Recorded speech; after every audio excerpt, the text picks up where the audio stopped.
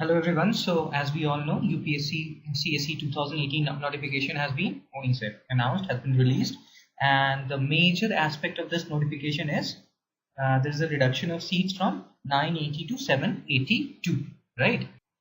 Okay, so what has happened? So there is a reduction in seat from 980 to 782, right? The irony is in 2014 we had 1291 vacancies, and it's not like government cannot reduce vacancies. They can always do that, right? It's their prerogative, right? They can do it, but we always hear, if you follow news, right? If you follow Hindu and all other articles or other papers, you will see that time and again we hear news about there is shortage of bureaucracy, or means there is shortage of bureaucrats at different junctures, right? And government is thinking about lateral entry and all those things. So that is the whole thing. We have a shortage, but still the number of seats are decreasing, and sadly we cannot do anything about it, right?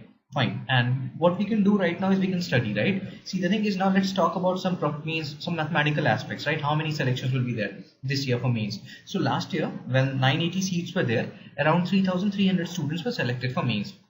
This year probably it will be between 9,500 to 11,000. So that will be the max. 11,000 will be the max, right? 12 to 13 times, so you can calculate it. So it won't be more than this, right? 9,500 is the minimum. 11,000 maybe 100 or 200 more, but not more than that. So this is the thing. So around 2,000 people, who means less, or what do you say, 2,000 people less will be selected this year as compared to the last year means.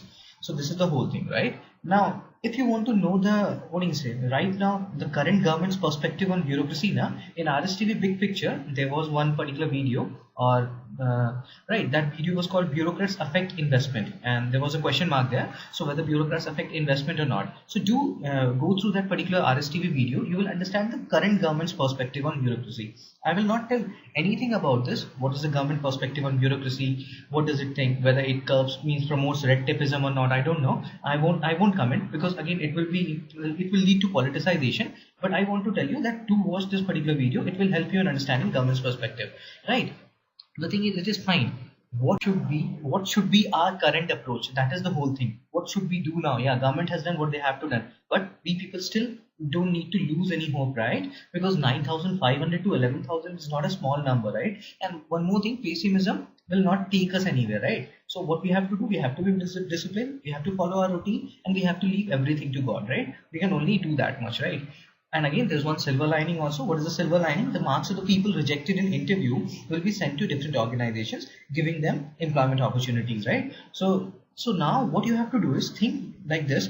We all know now, this year around 23 to 2,400 people will be called for interview, because the number of seats has increased. So instead of thinking that there are only 782 vacancies, try to think it this way, that there will be 2,300 to 2,400 vacancies. You have 2,300 to 2,400 vacancies, because now all these people who will be selected for interview, they also have a chance to get a job at a good organization, right? So that is the whole thing. So even after rejection interview, you have a chance somewhere else, which is a great thing, right? So again, I will reiterate the same thing, that be disciplined, follow your routine, leave everything to God, and don't hear or pay heed to any kind of pakoda talks which is going on right now. That again, I just don't want to go into that topic, but yeah, just skip all negativities. That will not help. Do your everything, and God will take care of other things, right? Don't worry about it. Fine. Okay. Thank you.